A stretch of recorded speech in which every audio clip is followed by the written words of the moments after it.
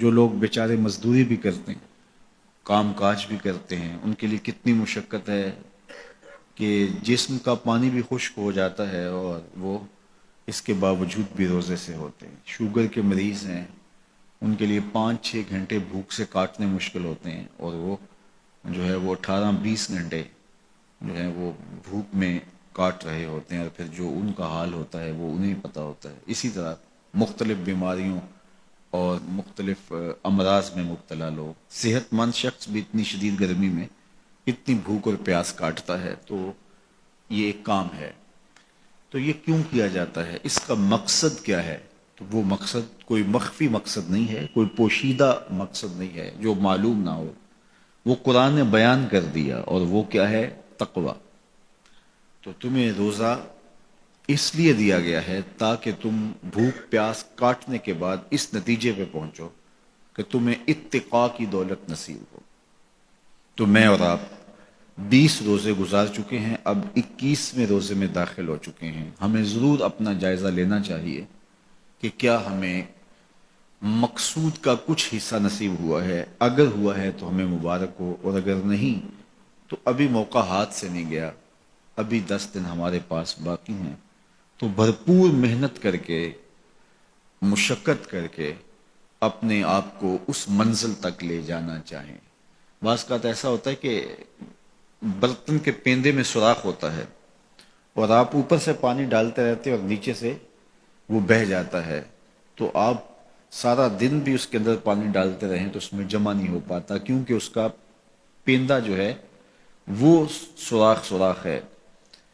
تو اگر ہم بھوک اور پیاس کاٹتے رہیں، کوئی نتیجہ نہ پیدا ہو رہا ہو، تو پھر ہمیں دیکھنا ہوگا کہ کہیں کوئی ایسا سقم تو نہیں ہے کہ جس سے ہمارا عمل جو ہے وہ پانی کی طرح بہہ رہا ہے اور ضائع ہو رہا ہے، اور اندر کچھ بھی نہیں ٹھہر رہا۔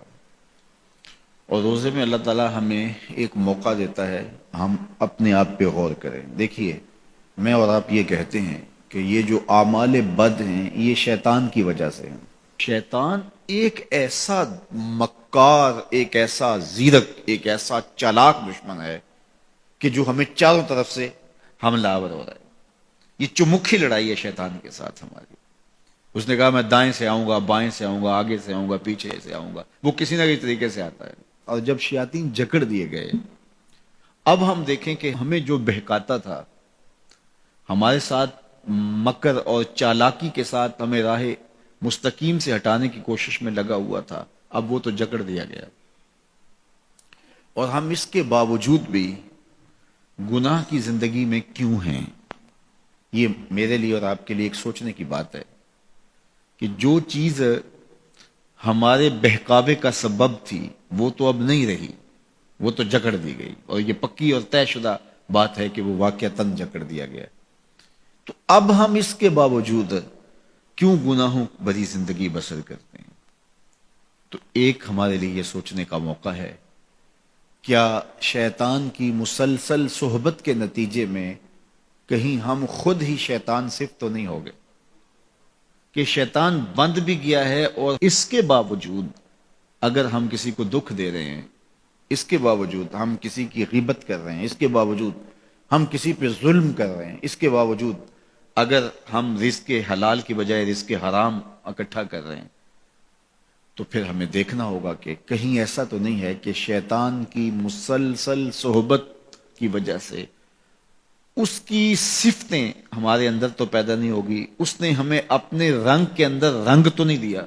شیطان کی وجہ سے ہم اتنے شیطان وصف ہو گئے، شیطان صفت بن گئے کہ شیطان رخصت بھی ہو چکا، جکڑا بھی گیا، لیکن اپنی عادتیں، اپنے اوصاف، اپنا رنگ ہمارے اوپر چڑھا گیا۔ ہم جہاں تھے اور وہیں کے وہیں کھڑے ہیں، اور ماہ سیام ہر سال آتا ہے اور گزر جاتا ہے، اور ہم جہاں ہوتے ہیں پھر وہیں کے وہیں ہوتے ہیں۔